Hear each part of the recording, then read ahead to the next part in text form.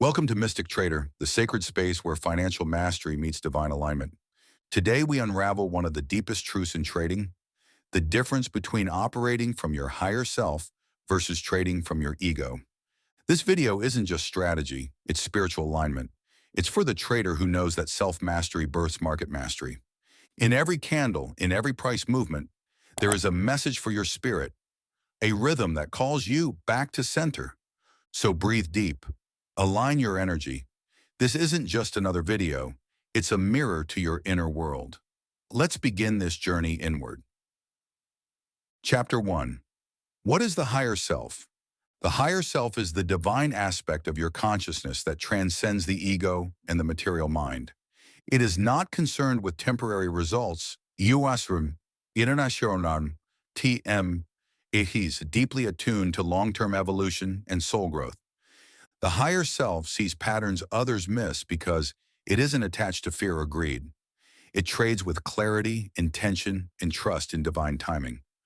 When you embody the higher self in your trading, you enter positions not out of need, but out of understanding. You become patient. You embrace silence. You observe more and react less. Even in losing trades, your peace remains intact because you understand that every loss is part of a larger lesson. You take breaks not because you're frustrated, but because you respect your energetic state. You are no longer chasing success, you're aligning with it. Signs you're trading from the higher self. You wait for confirmations with a grounded presence. You accept drawdowns with a learning mindset. You journal your trades not to punish yourself, but to reflect. You visualize before you trade to align energy and strategy. You're more focused on evolving your discipline than proving you're right. Chapter 2. What is the ego in trading? The ego is the voice that panics, that wants to control every tick, that cannot stand uncertainty. It thrives on overtrading, impulse decisions, and revenge trades. It tells you that a loss means you're a failure. The ego is addicted to results. It lives for quick wins and dies with temporary setbacks. It enters the market without clarity, over-leverages to feel powerful, and exits too early or too late out of fear or pride. It wants to be right more than it wants to be effective. This is the mindset that destroys accounts and drains your spirit. Signs you're trading from ego. You enter trades without proper setup or confirmation. You hold on to losses hoping they all reverse. You can't sit out of the market without feeling anxious.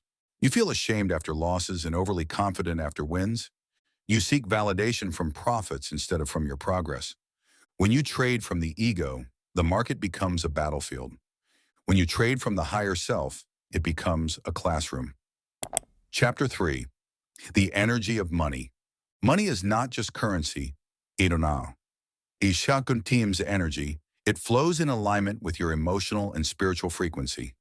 When you are vibrating at lack, fear, or desperation, money becomes repelled.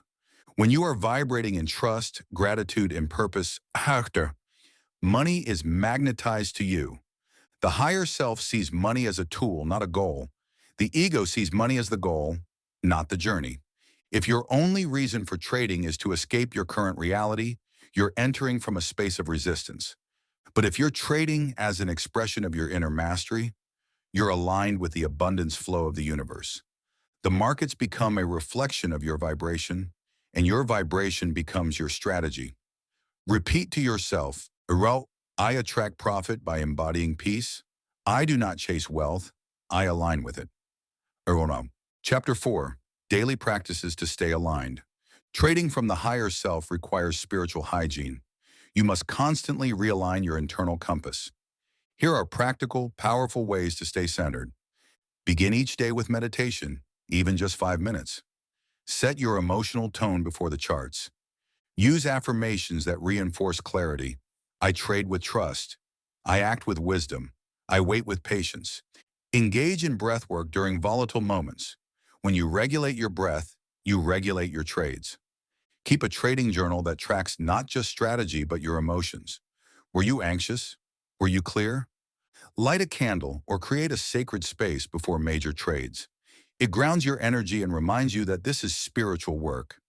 These habits aren't just for discipline, they're for transformation. Chapter 5. True profit is inner peace. Ask yourself, if the market didn't pay you for a month, would you still feel worthy? Your answer reveals who TM's in control of your ego or your higher self. The real profit in trading is the evolution of your inner world. Every trade is an invitation to know yourself deeper. When you respond to chaos with stillness, when you turn loss into reflection, when you show up with grace, are calm, you are already rich. The profit will follow the peace, because the market doesn't reward who's smartest. It rewards who's stillest. Chapter 6. The Reminder. The market isn't your enemy, it's your mirror.